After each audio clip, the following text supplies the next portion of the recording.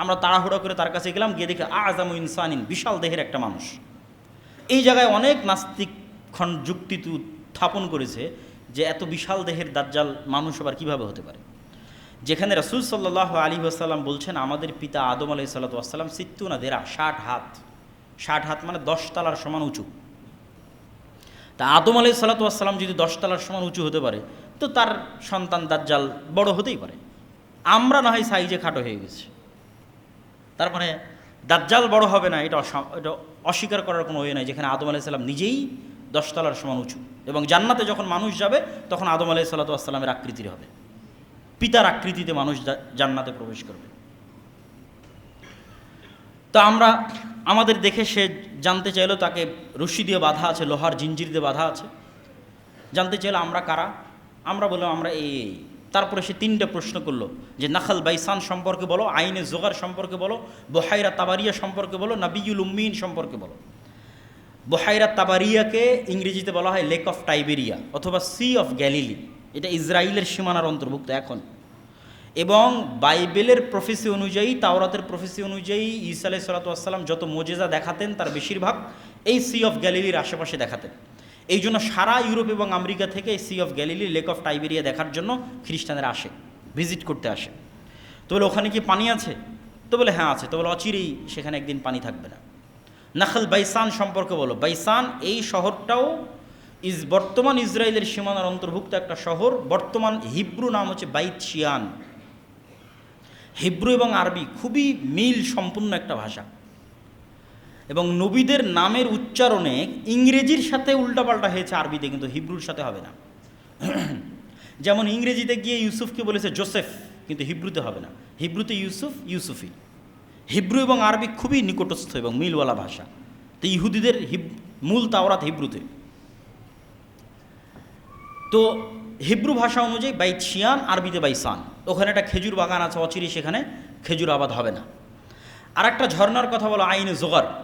তো তাওরাত এবং বাইবেলের বর্ণনা অনুযায়ী লূত আলাইহিস সালাতু ওয়াস সালামের শহরকে যখন আল্লাহ উল্টিয়ে দিলেন, তখন লূত আলাইহিস সালাতু ওয়াস সালামকে যেই ঝর্ণার পাশে আশ্রয় দেওয়া হয়েছিল সেই ঝর্ণা হচ্ছে আইনে জোগার। এই জন্য আজকের খ্রিস্টানরা ওই আইনে জোগার ভিজিট করতে আসে।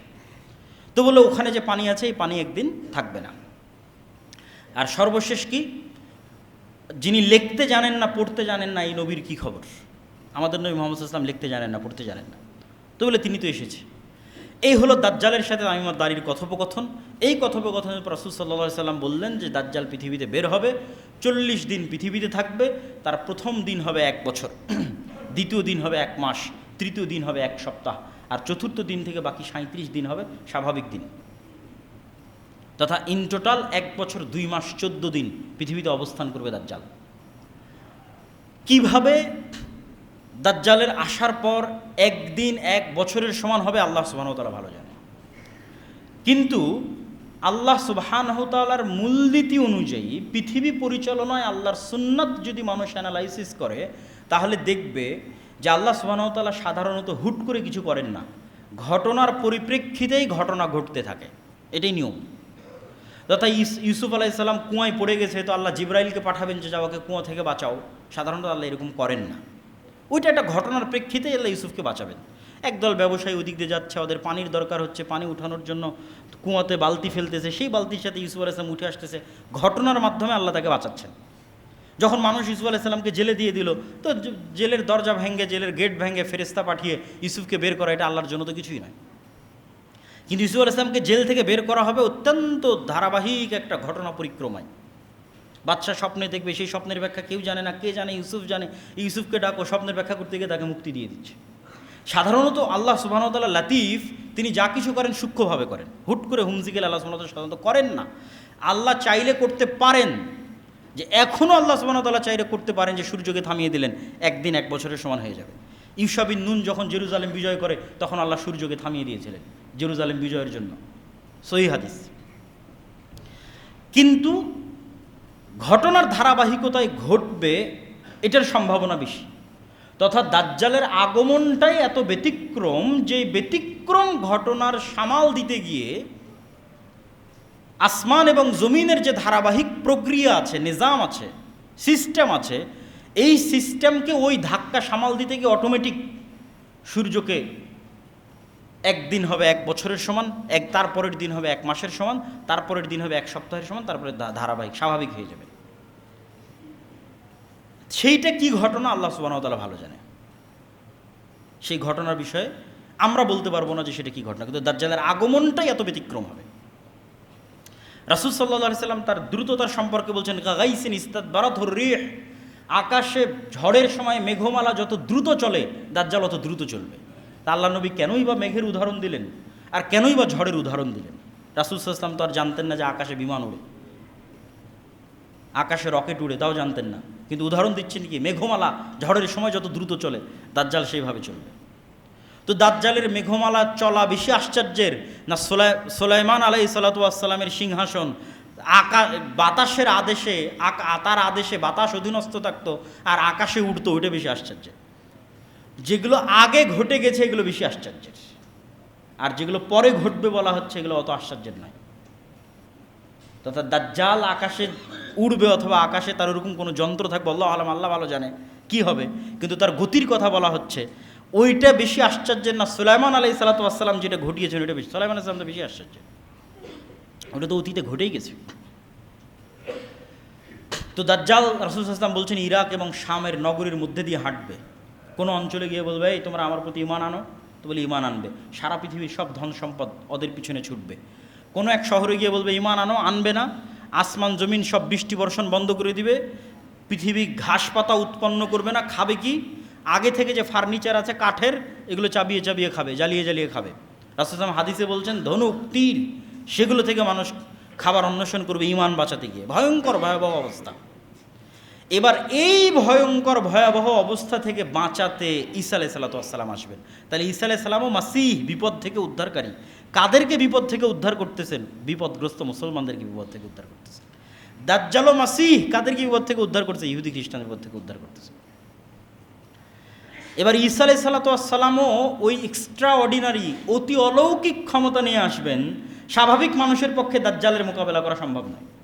আল্লাহ ঈসা আলাইহিস সালাতু ওয়াস সালামকে সেই অলৌকিক ক্ষমতা দিয়ে পাঠাবেন যেটা তিনি দাজ্জালকে মোকাবেলা করতে পারবেন। সেটা কেমন পাওয়ারফুল? রাসূল সাল্লাল্লাহু আলাইহি ওয়াসাল্লাম বলছেন ঈসা আলাইহিস সালামের নিঃশ্বাস যত দূর যাবে কোনো কাফের যদি থাকে নিঃশ্বাসে মারা যাবে। আল্লাহু আকবার! কি অলৌকিক ক্ষমতা নিয়ে তিনি আসবেন। দাজ্জালকে তাকে হত্যা করতে হবে না, যদি শুধু দেখে ইয়াজুবু কামা ইয়াজুবুল মা, লবণ পানিতে দিলে যেভাবে গলে যায় দাজ্জাল সেভাবে গলে যাবে।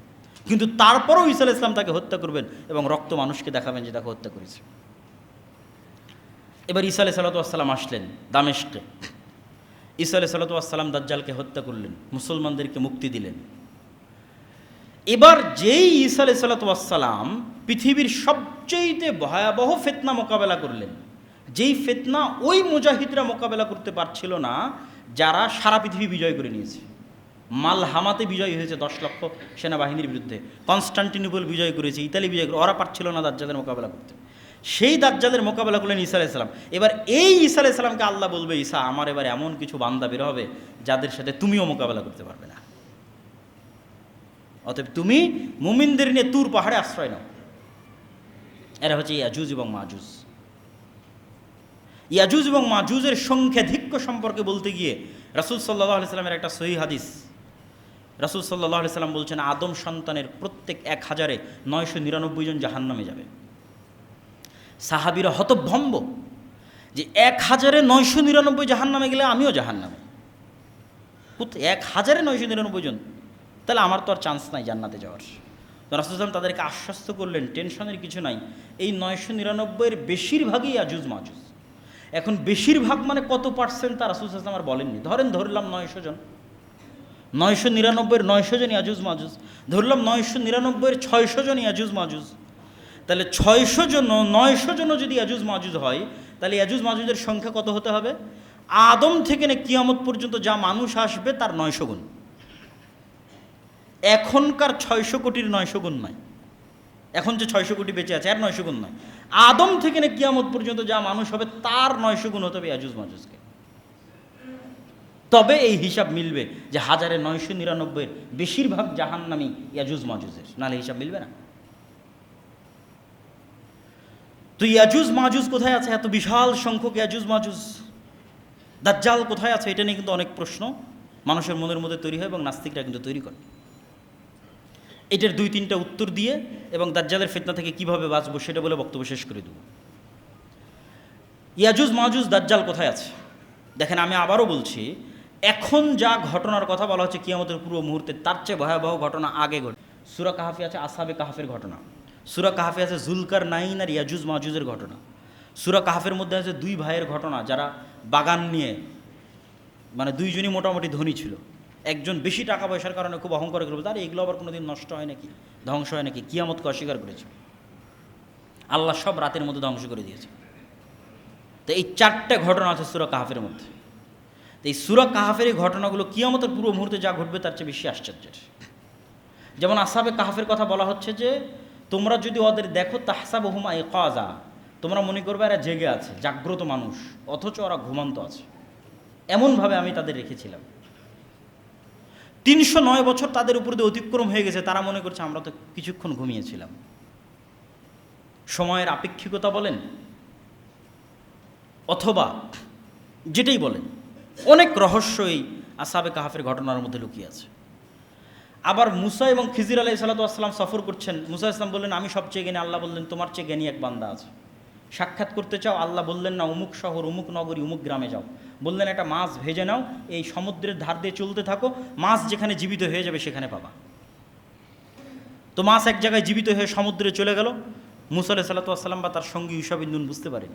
পুনরায় যখন ফিরে আসছেন তখন খিজির আলাইহিস সালাতু ওয়াস সালাম সালাম শুনে আসসালামু আলাইকুম শুনে আশ্চর্য জিজ্ঞেস করছেন এটা কার সালাম? দুনিয়াতে তো সালাম শুনিনি, জান্নাতের সালাম কিভাবে?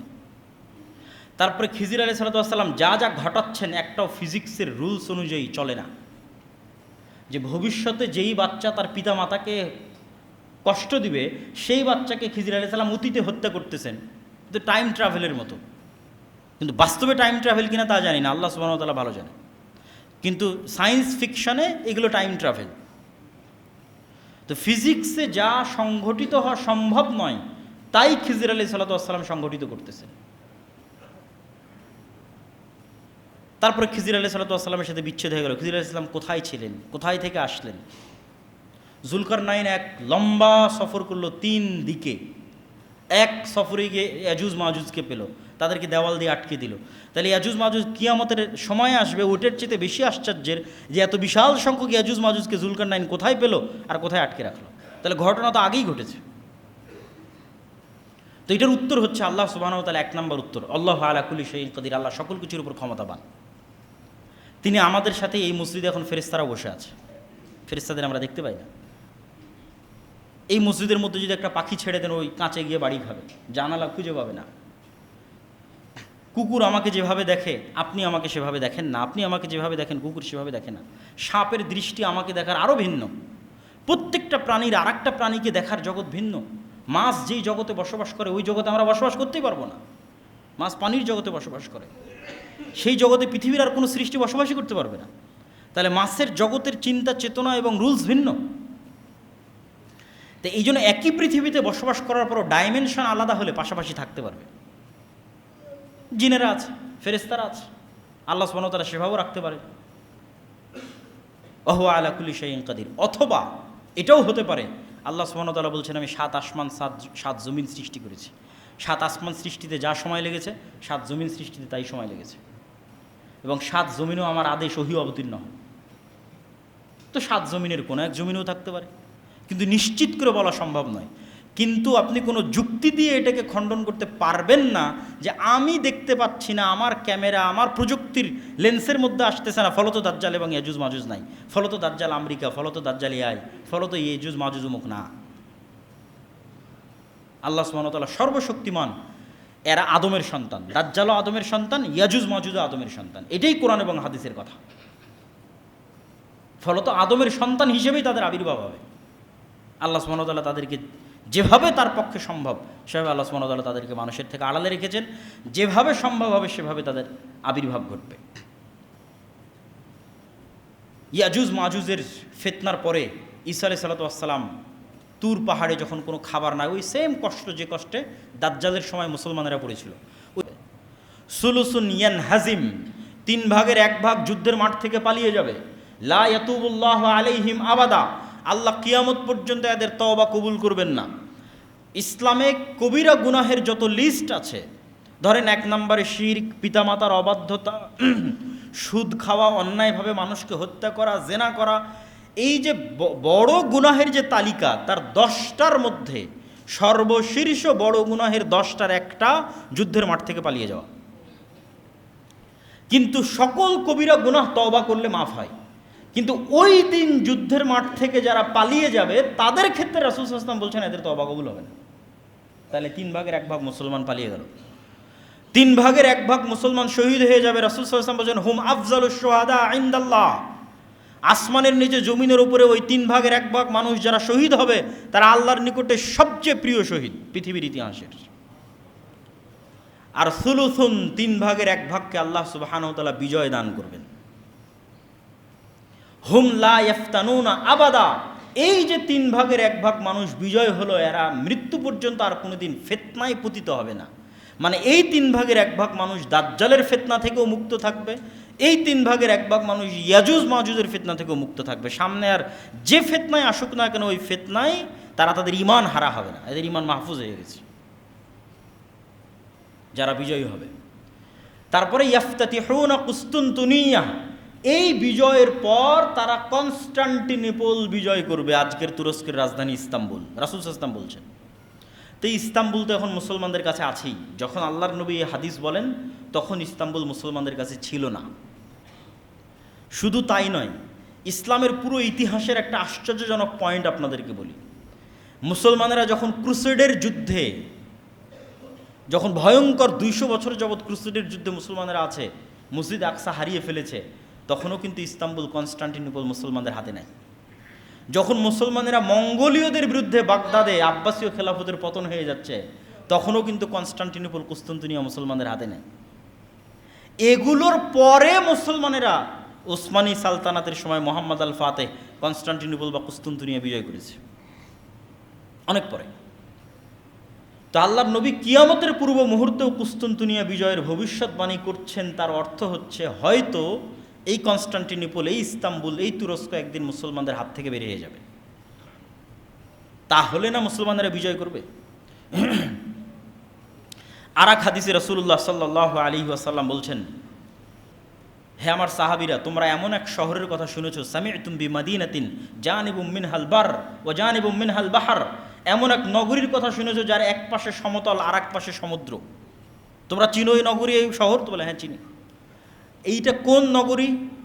কিছু আলেম ওলামা বলেছে এটাই কনস্টান্টিনোপল, ইস্তাম্বুল, কেউ বলেছেন এটা ইতালির রাজধানী রোম। তো রাসূল সাল্লাল্লাহু আলাইহি ওয়াসাল্লাম বলছেন লা তাকুমুস সাআ, ততদিন পর্যন্ত যুদ্ধ হবে না যতদিন না ইসহাক আলাইহিস সালাতু ওয়াস সালামের বংশের 70,000 মুসলমান এই শহর যুদ্ধ করে বিজয় না করছে। আর সেই যুদ্ধ এমন যুদ্ধ হবে লা ইয়ারমুনা সাহমান ওয়ালা ইয়ালকুনা সিলাহান, তারা কোনো তরবারিও ব্যবহার করবে না, কোনো তীরও চালাবে না, কোনো গুলিও চালাবে না, কোনো অস্ত্র ব্যবহার করবে না, শুধু মুখ দিয়ে উচ্চারণ করবে লা ইলাহা ইল্লাল্লাহু আল্লাহু আকবার। শুধু এই আওয়াজে শহর বিজয় হয়ে যাবে, শহরের দেওয়াল পড়ে যাবে। পৃথিবীর সবচেয়ে পাওয়ারফুল শক্তি হচ্ছে আওয়াজ।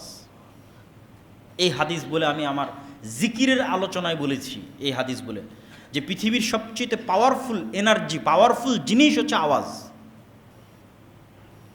আওয়াজ আল্লাহ সুবহানাহু ওয়া তাআলা ব্যবহার করে। কুন ফায়াকুন, হও হয়ে যাও। আল্লাহ সুবহানাহু ওয়া তাআলা আওয়াজ কুন ফায়াকুন, হও হয়ে যাও, আদেশের মাধ্যমে সকল কিছু কমপ্লিট করে দেন, সম্পূর্ণ করে দেন। জাদু টোনা থেকে বলেন, মন্ত্র থেকে বলেন, বদনজর থেকে বলেন, সব কিছু আওয়াজের ভিত্তিতে। আবার ওইটা থেকে বাঁচার যে স্ট্র্যাটেজি, সেটাও আওয়াজ। আওয়াজ যেহেতু সবচেয়ে পাওয়ারফুল, এই জন্য উম্মতে মুহাম্মাদীকে আল্লাহ সুবহানাহু ওয়া তাআলার পক্ষ থেকে এমন মোজেজা দেওয়া হয়েছে, পার্মানেন্ট মোজেজা, যেটা মূলত আওয়াজ, সেটা হচ্ছে কোরআন। কেন কোরআন কার আওয়াজ? আল্লাহ সুবহানাহু ওয়া তাআলার। এই জন্য এটা উম্মতে মুহাম্মাদীর পার্মানেন্ট মোজেজা, সবচেয়ে পাওয়ারফুল। তো ওইটা নিয়ে আরও জিকিরের কোনো একদিন আলোচনা করলে সেদিন বিস্তারিত আলোচনা করব। তাহলে কোনো অস্ত্র ছাড়া, কোনো কিছু ব্যবহার করা ছাড়া শুধু আওয়াজ উচ্চারণ করে শহর বিজয় হয়ে যাচ্ছে। আর কেউ বলেছেন এই শহর হচ্ছে ইতালির রাজধানী রোম, তথা ওই যে মালহামা সংঘটিত হলো, ওই মালহামার পরে মুসলমানেরা যেমন কনস্টান্টিনোপল বিজয় করবে, বিজয়ের পর এই বিজয়ের ধারা চলতেই থাকবে, চলতে চলতে ইতালির রাজধানী রোম পর্যন্ত এই বিজয় পৌঁছে যাবে। আর এই বর্ণনা লজিক্যাল, কী জন্য লজিক্যাল? যদিও ওই হাদিসটা জয়ীফ, কিন্তু কনটেক্সট বলছে এটা সম্ভব। কেন সম্ভব? খ্রিস্টানেরা তাদের সর্বোচ্চ শক্তির বহিঃপ্রকাশ ঘটিয়ে ফেলেছে 10 লক্ষ সেনাবাহিনী উপস্থিত করে। কেন ফেরাউনের ফিতনার চাইতেও দাজ্জালের ফিতনা ভয়াবহ? কেন নমরুদের ফিতনার চেয়েও দাজ্জালের ফিতনা ভয়াবহ? ফেরাউনের ফিতনা মোকাবেলা করেছে বানু ইসরাইল, দাজ্জালের ফিতনা মোকাবেলা করবে বানু ইসমাইল, উম্মতে মুহাম্মাদি। তাহলে কেন তাদের চাইতে দাজ্জালের ফিতনা ভয়াবহ, এটাও একটু বুঝতে হবে। কেন এই শুরুতে যে 2টা পয়েন্টে আলোচনা করেছি তার সাথে আলোচনার সম্পৃক্ততা আছে। আল্লাহ সুবহানাহু তাআলা এই পুরো কোরআনে, আমি বলেছি যে কোরআনের সারমর্মর একটা হচ্ছে আল্লাহর তাওহীদ। ঘুরিয়ে ফিরিয়ে আল্লাহ মানুষকে বুঝাতে থেকেছেন যে কেন আল্লাহর ইবাদত করতে হবে। অসংখ্য যুক্তি তর্ক আল্লাহ তুলে ধরেছেন পবিত্র কোরআন মাজিদে। যেমন সংক্ষিপ্ত 2-1টা যুক্তিতর্ক বলি। কুরবানির আগে যে মসজিদে, আপনাদের বেরায়েদের যে মসজিদে আলোচনা করছিলাম, সেই মসজিদে বলছিলাম যে ইব্রাহিম আলাইহিস সালাম তার জাতিকে যুক্তি দিয়ে বুঝাচ্ছেন, তোমরা যে মূর্তির পূজা করো, এই মূর্তি কথা বলতে পারে না, কানে শুনতে পায় না, তাহলে যে কথা বলতে পারে না, শুনতে পারে না, তার তোমরা কেন ইবাদত করো? তো এইরকম অসংখ্য যুক্তি কোরআনে আল্লাহ তুলে ধরেছে।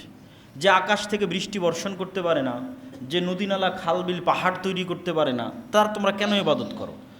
সেটাই মারিয়াম আলাইহিস সালাতু ওয়াস সালামের সন্তান ঈসা আলাইহিস সালাম হোক, সেটা শাহজালাল শাহপরান হোক, মা কালী মা দুর্গা, যত বাতিল ইলাহের ইবাদত মানুষ করতেছে, তারা কেউই রব হওয়ার প্রমাণ দিতে পারবে না। আর যে রব হওয়ার প্রমাণ দিতে পারে না, সে ইবাদতের যোগ্য নয়। এই জন্য আল্লাহ সূরা ইখলাস, কুল হুয়াল্লাহু আহাদ যে সূরা, এই সূরার মধ্যে রব হওয়ার চ্যালেঞ্জ দিয়েছেন যে তুমি যদি ইবাদতের যোগ্য হতে চাও, রব হওয়ার চ্যালেঞ্জ গ্রহণ করো। লাম ইয়ালিদ ওয়া লাম ইউলাদ, তুমি কি জন্ম হয়েছো কারো পেটে? তাহলে তো তোমার মৃত্যু আছে। তুমি তো অনাদি অনন্ত নও, তাহলে তুমি কেমনে ইবাদতের যোগ্য? মানে জন্ম হলেই তো একটা নির্ধারিত সময় আগমন হয়েছে। যার নির্ধারিত সময় আগমন হয়েছে সে কেমনে রব হতে পারে? কেন রব মানে তো আসমান জমিন সব কিছু সৃষ্টি করতে হবে। ওয়ালাম ইয়াকুল্লাহু কুফুয়ান আহাদ, তোমার মতো কেউ আছে কিনা? এবং আয়াতুল কুরসিতেও একই চ্যালেঞ্জ দেওয়া আছে। আল্লাহু লা ইলাহা ইল্লা হুয়াল হাইয়ুল কাইয়্যুম, চিরঞ্জীব, মারা গেছে কিনা দেখো, মরলে ইবাদতের যোগ্য কেমনে হয়? যে চিরস্থায়ী চিরঞ্জীব সে ইবাদতের যোগ্য। লা তাখুযুহু সিনাতুন ওয়ালা নাওম, বিনা ঘুমে থাকতে পারি কিনা, বিনা রেস্টে থাকতে পারি কিনা দেখো। কে আছে, কোন মানুষ আছে বিনা ঘুমে টিকে আছে, বিনা খাওয়ায় টিকে আছে? নাই। তাহলে নাই মানে এটা তার দুর্বলতা। এই দুর্বলতা যার মধ্যে আছে সে কীভাবে রব হতে পারে? এরকম অসংখ্য যুক্তি আল্লাহ তুলে ধরেছে। যুক্তিগুলোর সারমর্ম হচ্ছে যে রব হওয়ার প্রমাণ দিতে পারবে না, সে ইবাদতের যোগ্য নয়। তো এই যুক্তিতে ফেরাউন বাতিল প্রমাণ হয়ে গেছে, এই যুক্তিতে নমরুদ বাতিল প্রমাণ হয়ে গেছে, আরও অসংখ্য যত বাতিল ইলাহ ছিল সবই বাতিল, আজকেও বাতিল প্রমাণ হবে। কিন্তু ভয়ঙ্কর বিষয় হচ্ছে এত সত্য যুক্তি থাকার পরও কত পার্সেন্ট মানুষ আল্লাহর ওপর ঈমান আনয়ন করেছে? এত শক্তিশালী মজবুত যুক্তি থাকার পরও আজকের কত পার্সেন্ট মানুষ শিরক মুক্ত আছে? এবার চিন্তা করেন সেই দিন কি হবে, যেই দিন দাজ্জাল শুধু উলুহিয়াতের দাবি করবে না, রব হওয়ার প্রমাণও দিবে। যেই দিন দাজ্জাল বলবে আকাশ বৃষ্টি বর্ষণ করো, তো আকাশ বৃষ্টি বর্ষণ করবে। জমিনকে বলবে ফসল উৎপাদন করো, তো ফসল উৎপাদন করবে। বলবে বৃষ্টি বর্ষণ করিও না, বৃষ্টি বর্ষণ হবে না। ফসল উৎপাদন করিও না, ফসল হবে না। এমনকি মানুষকে হত্যা করে ইনস্ট্যান্ট মৃত মানুষকে জীবিতও করতে পারবে দাজ্জাল। তার কাছে জান্নাত থাকবে, জাহান্নাম থাকবে। তাহলে রব হওয়ার যে আলামতগুলো থাকে তার কিছু কিছু আলামত দাজ্জাল পূরণ করতে পারবে ইনস্ট্যান্ট। তাহলে চিন্তা করেন, মানুষ আজকের যুগে এমন কেউ নাই যে রব হওয়ার প্রমাণ দিতে পারবে, তারপরও মানুষ ওই বাতিল ইলাহগুলোর ইবাদত করতেছে। কোরআনের এত শক্ত দলিল থাকার পরও, এত শক্ত যুক্তি থাকার পরও ওই সমস্ত বাতিল ইলাহের মানুষ ইবাদত করতেছে যাদের রব হওয়ার প্রমাণ তারা দিতে পারবে না। তাহলে এই মানুষগুলোর কি হবে সেই দিন, যেই দিন দাজ্জাল নিজের রব হওয়ার প্রমাণ দিয়ে দিবে? সেই দিন তো যারা আজকে তাওহীদপন্থী আছে এরাও পথভ্রষ্ট হয়ে যাবে। আপনাকে একটা ছোট্ট এক্সাম্পল দিই, উদাহরণ দিই। এই যে তেলের সংকট, গাড়িতে তেল পাওয়া যাচ্ছিল না কিছুদিন পূর্বেই, তেল নাই, বিদ্যুৎ নাই, কিছু নাই। ধরেন পরিপূর্ণরূপে তেল ফুল স্টপ, বিদ্যুৎ ফুল স্টপ। এখন আপনাকে আমি বললাম বিদ্যুৎ দিব, তেল দিব, আমার আদেশে তেল আর বিদ্যুৎ যাবে, তুমি যদি এটা করো, কয়টা মানুষ তার উলুহিয়াতের জায়গা ধরে রাখতে পারবে আল্লাহ সুবহানাহু ওয়া তাআলার প্রতি? তো এর চাইতেও ভয়ঙ্কর বিষয়ের কথা বলা হচ্ছে। আকাশ বৃষ্টি বর্ষণ বন্ধ করে দিবে, জমিন ফসল উৎপাদন বন্ধ করে দিবে, যেগুলোর বিবরণ আমরা শুনব। তাহলে দাজ্জালের ফিতনা কেন ভয়াবহ? মানুষের ঈমান নিয়ে টানাটানি লেগে যাবে। কেন এত শক্ত মজবুত দলিল থাকার পরেও মানুষ বাতিল ইলাহের ইবাদত ছাড়তে পারে না। তাহলে যেদিন দাজ্জাল আসবে সেই দিন কীভাবে সে তার ঈমান নিয়ে টিকবে? তাহলে পুরো ইসলামের দুইটা সারমর্মের উপর বিশ্বাস খুব মজবুত হতে হবে। এটা বক্তব্যের শেষে আর একবার বলবো। একটা হচ্ছে আল্লাহর তাওহীদের উপর বিশ্বাস, আর একটা হচ্ছে পরকালের উপর, পুনরুত্থানের উপর বিশ্বাস। এবার কিয়ামতের পূর্ব মুহূর্তে যে ফিতনাগুলো সংঘটিত হবে তার ধারাবাহিক বিবরণ কি? রাসূলুল্লাহ সাল্লাল্লাহু আলাইহি ওয়াসাল্লাম একটা হাদিসে বলছেন, উদুদ সিত্তাম বাইনি ওয়া বাইনা ইয়াদাই সাআহ, তোমরা 6টা জিনিস গণনা করে রাখো আমার মৃত্যু এবং কিয়ামতের মধ্যে। আমার এবং কিয়ামতের মধ্যে 6টা জিনিস গণনা করে রাখো। 1 নম্বর মাউতি, আমার নিজের মৃত্যু। রাসূল সাল্লাল্লাহু আলাইহি ওয়াসাল্লামের আগমন এবং তার মৃত্যু কিয়ামতের সবচেয়ে বড় আলামত। কেন? আগে যত নবী এসেছে প্রত্যেক নবীর পরে মানুষ তার পরবর্তী নবীর অপেক্ষা করেছে। মানুষের কাজ কি ছিল? একজন নবী চলে গেল, পরের নবীর অপেক্ষা করো, এটা মানুষের দায়িত্ব ছিল। এরপরে কে নবী আসতেছে দেখো। কিন্তু মুহাম্মদ সাল্লাল্লাহু আলাইহি ওয়াসাল্লাম আসার মাধ্যমে এবং তার মৃত্যুর মাধ্যমে পরবর্তী কোনো নবীর অপেক্ষা নয়। মানে বাক্যটা এরকম, ঈসা আলাইহিস সালাতু ওয়াস সালামের পরে কে? মুহাম্মদ সাল্লাল্লাহু আলাইহি ওয়াসাল্লাম। দাউদ আলাইহিস সালাতু ওয়াস সালামের পরে কে? সুলাইমান। তাহলে মুহাম্মদ সাল্লাল্লাহু আলাইহি ওয়াসাল্লামের পরে কে? শূন্যস্থান পূরণ হচ্ছে কিয়ামত। এটাই বাক্য, মুহাম্মদ সাল্লাল্লাহু আলাইহি ওয়াসাল্লামের পরেই কিয়ামত, আর কোনো নবী নাই তো। তাহলে মুহাম্মদ সাল্লাল্লাহু আলাইহি ওয়াসাল্লামের আগমন কিয়ামতের সবচেয়ে বড় আলামত এবং তার মৃত্যু কিয়ামতের সবচেয়ে বড় আলামত। 2 নম্বর তিনি বললেন মসজিদে আকসার বিজয়, তথা মসজিদে আকসা মুসলমানরা বিজয় করবে, যেটা ওমর রাদিয়াল্লাহু তাআলা আনহুর যুগে বিজয় হয়েছে একবার, সুলতান সালাহুদ্দিন আইয়ুবীর যুগে বিজয় হয়েছে একবার, সামনে হয়তো আরও হতে পারে। তারপর রাসূল সাল্লাল্লাহু আলাইহি ওয়াসাল্লাম বললেন ভয়াবহ মহামারী, ছাগল বা মুরগি এদেরকে যখন মহামারী মড়ক লাগে, এরা যেমন সব মরে সাফ হয়ে যায়, মানুষ এরকম মরে সাফ হয়ে যাবে। তো যখনই কোনো ভয়াবহ মহামারী আসে, তখনই সাহাবীদের যুগে সিরিয়াতে একটা ভয়াবহ মহামারী হয়েছিল, তারা মনে করতেন এটাই সেই মহামারী। তো এটা নির্ধারিত করা সম্ভব নয়, কিন্তু পৃথিবীতে ভয়াবহ মহামারী দেখা দিবে, সামনেও ভয়াবহ মহামারী আসতে পারে। 600 কোটি মানুষ মরে 10 কোটি থাকতে পারে, 50 কোটি থাকতে পারে, অস্বাভাবিক কিছু নয়। কেন হাদিসের বাক্যের মৃত্যুর যে ভয়াবহতা, যে পশু প্রাণীতে যখন মড়ক লাগে তখন যেমন সম্পূর্ণরূপে সাফ হয়ে যায়, ওই রকম মানুষ সাফ হয়ে যাবে। তারপর রাসূল সাল্লাল্লাহু আলাইহি ওয়াসাল্লাম বললেন ধন সম্পদের আধিক্য, যে মানুষকে 100 টাকা দিলে সে এটাকে কম মনে করবে, 100 দিনার দিলে সে এটাকে কম মনে করবে। তো আগের যুগের আলেম ওলামা বহু যুগকে নির্ধারণ করেছেন যে এই যুগ সেই যুগ। যেমন ওমর ইবনে আব্দুল আজিজের যুগে এত বেশি পরিমাণে আল্লাহ বরকত এবং রহমত দিয়েছিলেন, ধন সম্পদের এত আধিক্য তৈরি হয়েছিল যে জাকাত নেওয়ার মতো মানুষ খুঁজে পাওয়া যেত না। তো এরকম অসংখ্য যুগকে তারা বলেছেন এই যুগ সেই যুগ। আল্লাহ সুবহানাহু ওয়া তাআলা ভালো জানে কোন যুগ সেই যুগ। সুম্মা ফিতনাতুন লা ইয়াবকা বাইতুম মিনাল আরাব ইল্লা দাখালাতহু, তারপরে এমন এক ফিতনার আবির্ভাব হবে যেই ফিতনা আরবের প্রত্যেক ঘরে প্রবেশ করবে। আরবের প্রত্যেক ঘরে, পৃথিবীর প্রত্যেক ঘরে নয়। কেউ ব্যাখ্যা করেছেন এই ফিতনা হচ্ছে আধুনিক যুগের মোবাইল, স্যাটেলাইট, টিভি ইত্যাদি। কিন্তু আমার মনে হয় কোরআন এবং হাদিসে যত জায়গায় ফিতনা শব্দ ব্যবহার হয়েছে সব জায়গায় মারামারি, গণ্ডগোল, হত্যা, বিগ্রহ ইত্যাদি বিষয় ব্যবহৃত হয়েছে। ফলত ফিতনা অর্থ যেহেতু সারা পৃথিবীর সব ঘর বলা হয়নি, আরবের প্রত্যেক ঘর, সেহেতু ফিতনা অর্থ গণ্ডগোল, গৃহযুদ্ধ, মারামারি। এখন যেমন আরব বিশ্ব উত্তপ্ত, এর চাইতে আরও হাজার গুণ লক্ষ কোটি গুণ উত্তপ্ত হয়ে যাবে, যে প্রত্যেকটা ঘর যুদ্ধে অংশগ্রহণ করবে, যুদ্ধে জড়িয়ে পড়বে। এবং আর এক হাদিস থেকে রাসূল সাল্লাল্লাহু আলাইহি ওয়াসাল্লামের এই আমি যে ব্যাখ্যা করেছি এটা সত্যতা পাওয়া যায়। রাসূল সাল্লাল্লাহু আলাইহি ওয়াসাল্লাম বললেন, অচিরেই ফোরাত নদীর তলদেশ থেকে স্বর্ণের পাহাড় বের হবে, এবং এই স্বর্ণের পাহাড় নিয়ে সারা আরব বিশ্ব যুদ্ধে জড়িয়ে পড়বে, মানে আরবের প্রত্যেকটা ঘর এটা নিয়ে যুদ্ধে জড়িয়ে পড়বে।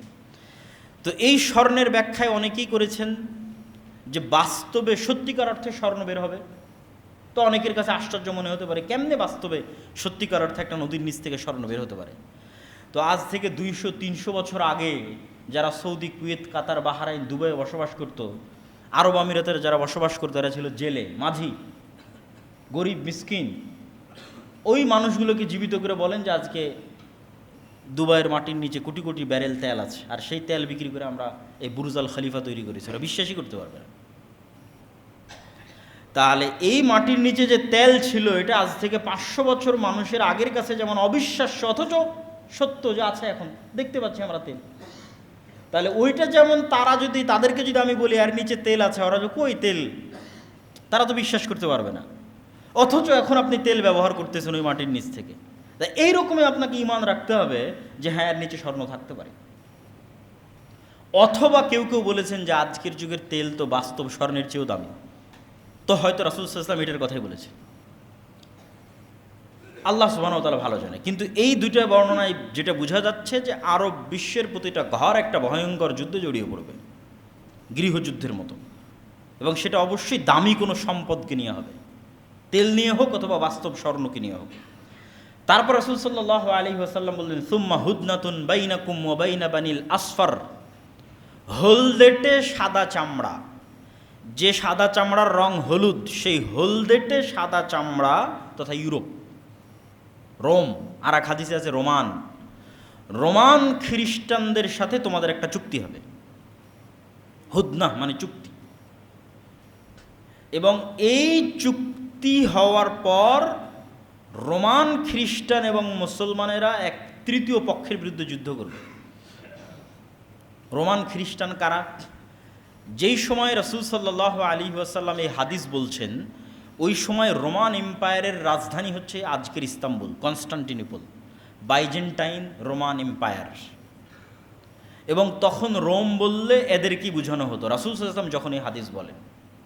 এবং তখনকার ইস্তাম্বুল বা তুরস্কের কনস্টান্টিনোপল কেন্দ্রিক যে বাইজেন্টাইন এম্পায়ার ছিল, তাদের মাযহাব ছিল অর্থোডক্স খ্রিস্টান, যেটা আজকে রাশিয়ার মাযহাব। তো ওই ব্যাখ্যা মাথায় রেখে কেউ বলেছে যে রাশিয়া কেন্দ্রিক যে অর্থোডক্স খ্রিস্টানরা আছে, তারা তোমার হাতে দাজ্জালকে হত্যা করালাম, এখন সেই ঈসা আল্লাহর কাছে কাঁদতেছে, ঈসা আলাইহিস সালাম। তারপর আল্লাহ দোয়া কবুল করবেন এবং ইয়াজুজ মাজুজ কামাউতি নাফাসিন ওয়াহিদ, একটা মানুষ মারা গেলে যেমন হয় কোটি কোটি ইয়াজুজ মাজুজ একসাথে ওইভাবে মারা যাবে। আল্লাহ এমন এক রোগ দিয়ে দেবেন একসাথে, at a time, at a সেকেন্ডে সব ইয়াজুজ মাজুজ মারা যাবে। ঈসা আলাইহিস সালাম তুর পাহাড় থেকে নেমে আসবেন, পৃথিবীতে বসবাস করার মতো কোনো জায়গা থাকবে না, দুর্গন্ধে। আবার ঈসা আলাইহিস সালাম আল্লাহর কাছে কান্নাকাটি করবে, হাদিসে বলা হচ্ছে মুমিন মুজাহিদের আল্লাহর কাছে কান্নাকাটি করবে, আল্লাহ এই বিপদ থেকে বাঁচান, পৃথিবী অনাবাদযোগ্য। আল্লাহ এক প্রকার উটের আকৃতি স্বরূপ এক প্রকার পাখি পাঠাবেন, যারা এগুলো সব লাশ তুলে নিয়ে গিয়ে এমন এলাকায় ফেলে দিবে যেখানে মানুষ বসবাস করে না, উত্তর মেরু, দক্ষিণ মেরু, সাইবেরিয়া, আল্লাহ ভালো জানে কোথায়। তারপরে এক বৃষ্টিতে সারা পৃথিবী ধুয়ে মুছে সাফ করে দেওয়া হবে এবং মানুষের বসবাস উপযোগী হবে। এবার জমিনকে বলা হবে তোমার মধ্যে যা রহমত বরকত আছে সব বের করে দাও। একটা বেদানা একটা বংশ খাবে, একটা গ্রাম খাবে, একটা গাভীর দুধ একটা গ্রাম খাবে, একটা এলাকা খাবে, একটা বংশ খাবে। রহমত এবং বরকতের কোনো অভাব হবে না, কোনো যুদ্ধ নয়, বিগ্রহ নাই, জুলুম নাই, অন্যায় নাই। এই শাসন চলবে 7 বছর, কোনো বর্ণনায় আছে 10 বছর। তারপরে এক শীতল বাতাসে সব মুমিন মুসলিম ঈসা আলাইহিস সালাম সবাই মারা যাবে। তারপরে শিরারুন নাস, ফাসেক ফাজের মানুষেরা বেঁচে থাকবে। ওই যে আপনারা হাদিসে শোনেন কোরআন থাকবে না, আল্লাহর নাম নেওয়ার কেউ থাকবে না, মানুষ পশু পাখির মতো ওপেন খোলা মাঠে জেনায় লিপ্ত হবে। এগুলো হবে এখন, ঈসা আলাইহিস সালামের আগে নয়। ঈসা আলাইহিস সালামের আগে তো মানুষের ঈমান এই লেভেলে পৌঁছে যাবে যে 10 লক্ষ সেনাবাহিনীকে পরাজিত করে দিয়েছে নতুন নবী ছাড়া, নতুন কোরআন ছাড়া, আমার এবং আপনার মতো মুসলমানেরা পৃথিবী বিজয় করে নিচ্ছে। এবার শেষ কথা, সামারি কথা, যেটা বলে বক্তব্য শেষ করে দেব, সেটা কি, এই ফিতনা থেকে বাঁচবেন কিভাবে এবং এই ঘটনা থেকে শিক্ষা কী। বাঁচার রাস্তা বক্তব্যের শুরুতেই বলে দিয়েছি, দুইটা ঈমান যত মজবুত হবে পৃথিবীর সকল ফিতনা থেকে আপনি তত বাঁচতে পারবেন। এক, পরকালকে যদি চোখে দেখতে পারেন, আর দুই, আল্লাহর উপর ঈমান যদি মজবুত হয়, পুনরুত্থানের উপর বিশ্বাস যত মজবুত, জান্নাত জাহান্নামের উপর ঈমান যত মজবুত, পৃথিবীর সব ফিতনা মোকাবেলা করা তত সহজ। আসহাবুল উখদুদের ঘটনা আল্লাহ সূরা বুরুজের মধ্যে বলেছে, তাদেরকে বলা হলো কি, হয় ঈমান ছাড়ো, না হলে আগুনের মধ্যে ঢুকে পড়ো। তারা কিন্তু আগুনের মধ্যেই ঢুকে গেল, কুতিলা আসহাবুল উখদুদ, আগুনের মধ্যেই ঢুকে গেল, কিন্তু ঈমান পরিত্যাগ করেনি। তাহলে ওরা আগুনের মধ্যে ঢুকলো কেমনে? কেমনে সম্ভব? বিশ্বাস যখন এই মাত্রায় পৌঁছে গেছে যে এই আগুনই জান্নাত, আর আমার বাড়িতে যে এসি ফ্রিজ থাকার সুন্দর আরাম আয়েশ আছে ওটাই জাহান্নাম, পরকালকে দেখতে পাচ্ছি যে আমি যদি আগুনে ঢুকি তাহলে আগুনে ঢুকছি না জান্নাতে ঢুকছি? বলেন না কেন? আগুনে ঢুকছি না জান্নাতে ঢুকছি? জান্নাতে ঢুকতেছি। এই মাত্রার বিশ্বাস যেদিন অর্জন করতে পারবেন, পৃথিবীর সব ফিতনা থেকে আপনি মুক্ত হয়ে যাবেন। বিশ্বাসের মাত্রা হতে ওই লেভেল যে এটা তো ওসিলা, এটা আমার জান্নাতে যাওয়ার ওসিলা, আমি আগুনে ঢুকতেছি না জান্নাতে যাওয়ার ওসিলা অবলম্বন করতেছি। ধরেন মৃত্যুকে আপনি ভয় পাচ্ছেন, তাহলে মৃত্যুকে যদি ভয় পান আপনি তো ফিতনা থেকে মুক্ত হতে পারবেন না। তাহলে মৃত্যু কি? জান্নাতে যাওয়ার ওসিলা, আমি তো জান্নাতে ঢুকতেছি, তাহলে মৃত্যু আপনার কাছে ইজি হয়ে যাবে। মরার জন্য সবসময় প্রস্তুত থাকবেন, কোনো ফিতনা আপনাকে আটকাতে পারবে না। ঠিক তেমনি ধন দৌলত দুনিয়াবি টাকা পয়সা আপনার পকেটে থাকতে পারে, কিন্তু যদি আপনার অন্তরে জায়গা করে নেয়, 1 টাকার প্রতি যদি ন্যূনতম লোভ আপনার থাকে অবৈধ, আপনি কিন্তু দাজ্জালের ফিতনা থেকে বাঁচতে পারবেন না। কেন? দাজ্জালের সময় সব টাকা পয়সা ধন দৌলত থাকবে দাজ্জালের অনুসারী, আর মুমিন মুসলিম মুজাহিদেরা থাকবে ফকির মিসকিন, খাবারেরও টাকা পয়সা নাই। তাহলে আজকের যারা ক্ষমতাধর, আজকের যারা টাকা পয়সাওয়ালা, এদের পিছিয়ে পিছিয়ে যখন আপনি ঘুরতেছেন তখন এটা মাথায় রাখতে হবে যে আপনি অবৈধভাবে যখন এটার পিছনে ঘুরতেছেন তাহলে আপনি দাজ্জালের ফিতনা থেকে বাঁচতে পারবেন না। কেন? আজকের 1 টাকার লোভ আপনি সামলাতে পারছেন না, ওই দিন আপনি ঈমান হারিয়ে ফেলবেন। কেন? ওই দিন সব টাকা পয়সা তো দাজ্জালের কাছে, সব ক্ষমতা তো দাজ্জালের কাছে। ওই দিন যে মৃত্যুকে অ্যাকসেপ্ট করে নেবে যে না খেয়ে মারা যাব, কেননা এটাই আমার জান্নাতে যাওয়ার রাস্তা, ও ফিতনা থেকে বেঁচে যাবে। তাহলে পরকালের প্রতি ঈমান এবং পুনরুত্থানের প্রতি আল্লাহর প্রতি ঈমান যত মজবুত, ফিতনা থেকে বাঁচার রাস্তা তত মজবুত। শেষ কথা কি? ঈসা আলাইহিস সালাতু ওয়াস সালামের আগমন, দাজ্জালের আগমন, ইমাম মাহদির আগমন, এগুলো বড় ঘটনা নয়। এগুলোর চাইতে বড় ঘটনা আগে ঘটে গেছে, সেটা হচ্ছে কোরআনের প্রেরিত হওয়া আর মুহাম্মদ সাল্লাল্লাহু আলাইহি ওয়াসাল্লামের প্রেরিত হওয়া। কেন এটা সবচেয়ে বড় ঘটনা বললাম? ঈসা আলাইহিস সালামও যখন আসবেন তখনও নতুন কোনো কোরআন আসবে না, ঈসা আলাইহিস সালামও এই কোরআনের উপরই আমল করবেন।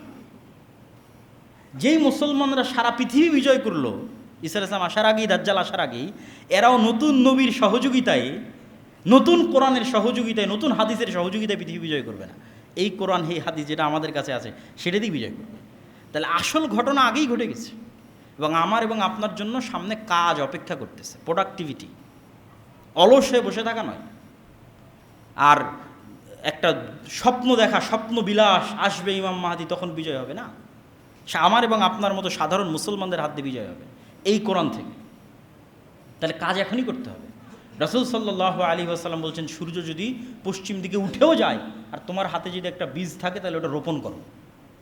প্রোডাক্টিভিটি বন্ধ করা যাবে না, অলস বসে থাকার সুযোগ নেই। আল্লাহ সুবহানাহু ওয়া তাআলা আমাদেরকে এই বিষয়গুলোর উপর ঈমান রাখার এবং এই রকমের ফিতনা থেকে বাঁচার যে রাস্তাগুলো আছে সেগুলো অবলম্বন করার, এবং এই ঘটনাগুলো থেকে যেগুলো শিক্ষণীয় আছে সেগুলো আমাদের শিখার তৌফিক দান করুক। আল্লাহুম্মা আমিন।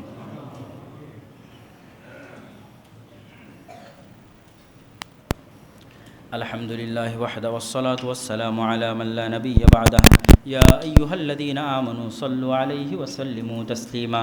اللهم صل على محمد وعلى آل محمد كما صليت على إبراهيم وعلى آل إبراهيم إنك حميد مجيد. اللهم بارك على محمد وعلى آل محمد كما باركت على إبراهيم وعلى آل إبراهيم